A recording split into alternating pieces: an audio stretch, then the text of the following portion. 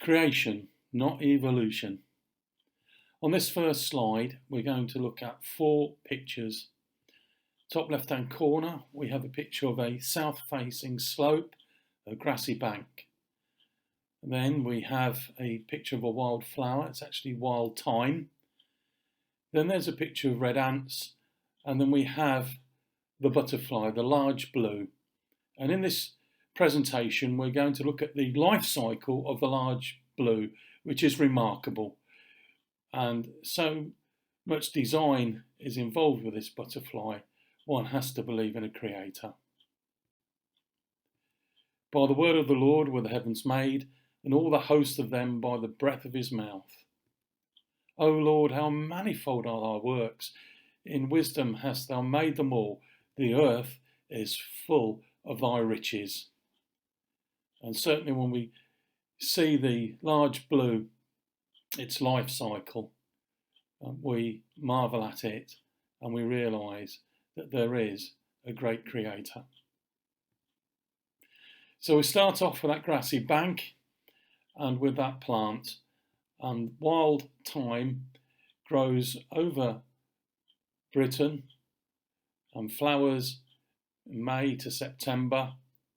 It likes short grassland, it grows on heaths, limestone, sea cliffs and sand dunes and around rock outcrops. It's a lovely colour and it's a beautiful flower, lovely arrangement of the petals. And the Latin here is Myrmica sabuleti, which is the name of those red ants. And those red ants like the short grass, and they figure largely in the life cycle of the large blue. They live in colonies up to 1,000 strong, and they are to be found over the British Isles, but chiefly in the southern parts of England where it's warmer. Where the grass is longer, we have a different red ant, Myrmica scabrinoidis. These two can play a part in the life cycle of a large blue, but they are not so successful, the large blue, when this ant is involved. It's the Myrmica sabuleti that's so crucial in the success of the large blue. So the naked eye, the two ants look virtually the same. You have to be a real expert to pick out one from the other. But one likes short grass and the other likes long grass. Now the large blue became extinct in 1979, but it was reintroduced in 1982-1983, and there's a whole story about that worthy of another talk. Suffice to say, they are still rare in this country. There was a count made about 10 years ago of there being 11 sites, and in that particular summer there was about 10,000 on the wing. But if you see a large blue butterfly, you are doing very well. They are still rare.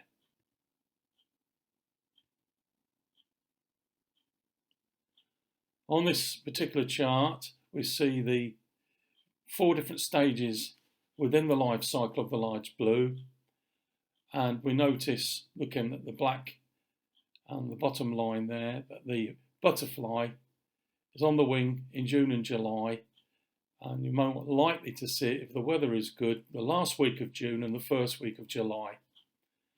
The other thing there to notice is that the caterpillar stage predominates. You see the green strip there. Most of the life cycle is taken up for this butterfly as a caterpillar.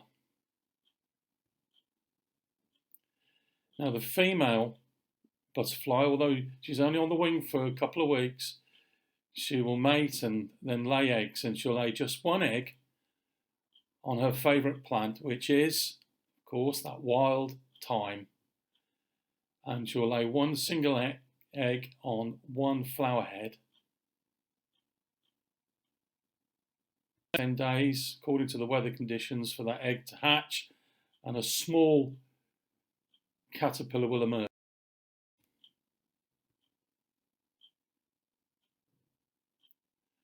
And so it hatches in July. and it feeds on wild thyme, and particularly on the flower. And for the first few weeks of its life, the caterpillar will just feed upon that one flower head from which the egg was originally laid. If it comes across another caterpillar, then there will be warfare, for they're cannibalistic. It will grow, shed its skin, grow, shed its skin, and within those first two stages it will stay within that same flower head, but then it will move on and it will go to other flower heads, and as it travels it's more conspicuous and can be easily picked off by an insect or by a bird. And then after about 3 weeks, something remarkable happens. The caterpillar flips off the plant. Now, it doesn't travel down the plant, it literally flips off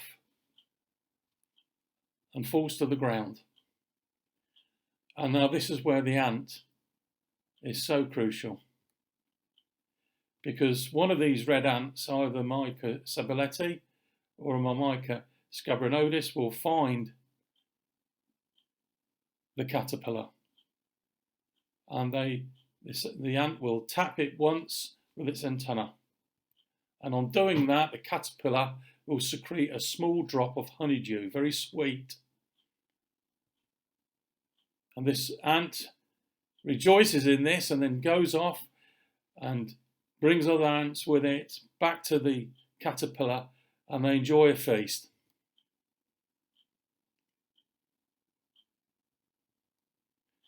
After a period between 30 minutes or 4 hours, the original ant is then left alone to continue to milk it. So all the other ants will disappear, and this always happens, and then this single original ant is left to continue to feed upon that caterpillar's honeydew that it's secreting. Then suddenly, and this is quite dramatic, suddenly the caterpillar changes shape, it distorts its body, and now it looks like an ant grub, and the ant reacts to this and starts to look after it. You can see in the diagram how the large blue caterpillar distorts its body, and in this photograph you can see the ant now taking away this caterpillar, and it takes it away to its own ant nest. It thinks it's one of its own. It's been fooled in as much that the caterpillar is about the right size.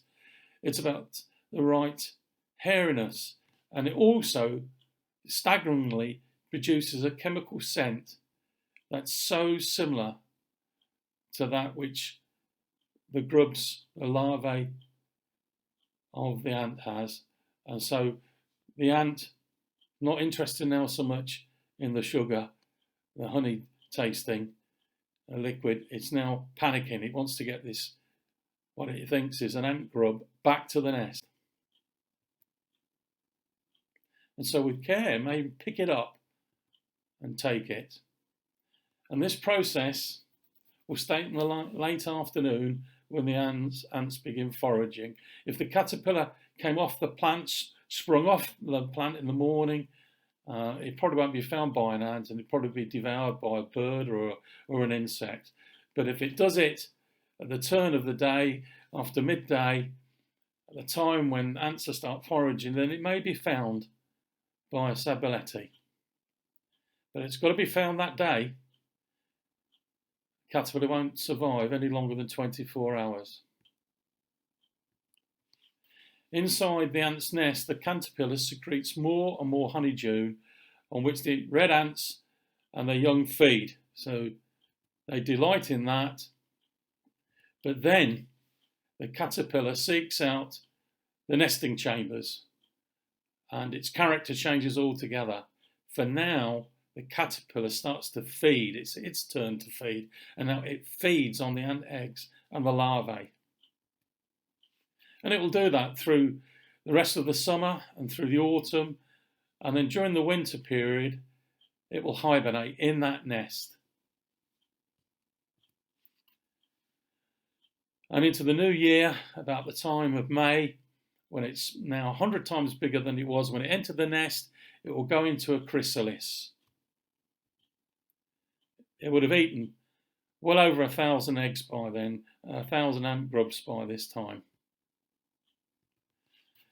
Now, if it's not ready to change into a butterfly, it will stay in the nest as a caterpillar for another whole 12 months. So whether it's the first May or the May following after, the caterpillar will change into a chrysalis. And in that form, again, something remarkable happens. And I don't think this is happening by chance. I don't think this is happy mutations occurring over millions of years, as evolutionists would think. I don't think this is a happy throw of the dice, repeatedly going over 666 all the time. No, this is all of God's plan and design. It's a very intricate life cycle, and the facets to it are highly sophisticated. And so in the early stages of the caterpillar becoming a chrysalis, it starts making a scraping sound, and it seems now to the ant, to the workers, to be a queen ant. And so it will look after it. And it takes about 3 weeks for that caterpillar to break down into liquid, and then for it to be reconstituted and to change into something completely different, into a butterfly, a beautiful butterfly at that. And all through this period, the ants at worst have ignored it, and at best have kept predators off. And then once the butterfly emerges from the chrysalis and we have a butterfly underground in the ant nest, it will start to move towards the opening of the nest, and the ants will escort it. There'll be a procession, and they will lead it out and watch over it.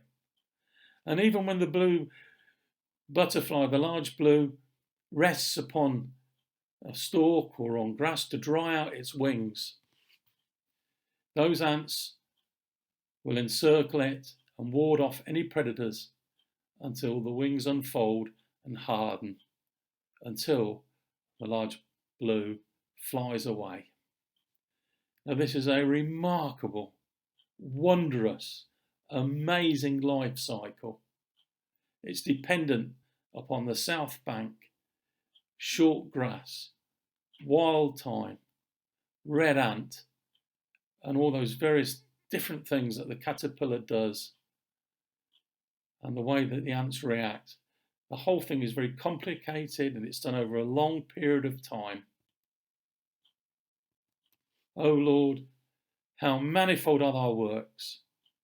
In wisdom hast thou made them all. The earth is full of thy riches. And so the large blue, beautiful butterfly in itself, and its life cycle truly amazing.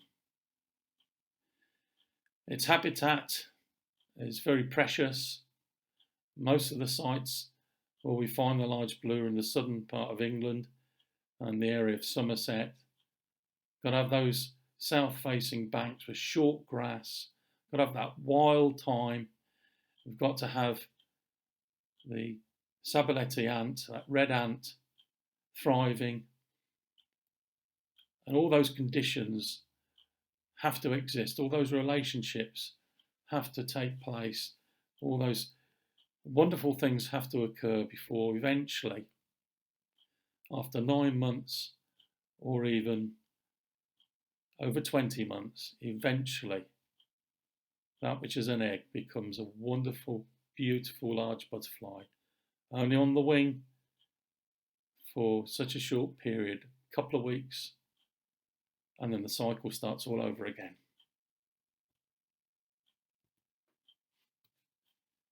I now recommend that you look at Psalm 148, a beautiful psalm of praise to God, recognising that God is the great creator. And within that psalm, the psalmist talks about various different life forms and the psalmist will talk of insects, and within those will be the large blue.